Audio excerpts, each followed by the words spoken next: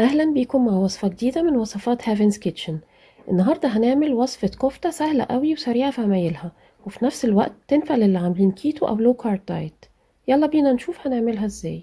هنحتاج نص كيلو لحمة مفرومة، وهنتبلها بنص معلقة صغيرة ملح هيمالايا، ونص معلقة صغيرة فلفل أسود، ونص معلقة صغيرة بابريكا، ونص معلقة صغيرة بودرة ثوم، ونص معلقة صغيرة كزبرة ناشفة، ونخلطهم كويس جدا مع بعض.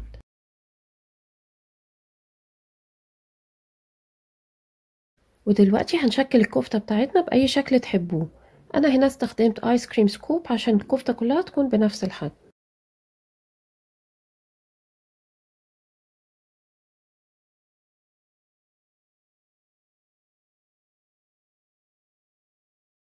وبعد كده هنعمل خطوط على الكفتة بالشكل ده، والحركة دي هتقلل إن الكفتة تقب وتكش في التسوية.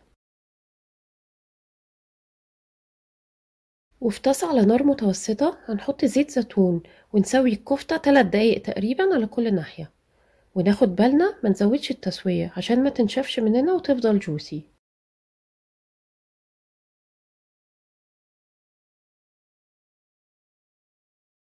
وبكده الكفتة بتاعتنا بقت جاهزة للتقديم، سهلة وطعمها حلو قوي، وفي تلت ساعة بس تكون جاهزة. جربوها وقولولي رأيكم في الكومنتس، ولو عجبتكم ما تنسوش السبسكرايب والجرس واللايك والشير عشان توصلكم كل فيديوهاتنا الجديدة. وبالهنا والشفا.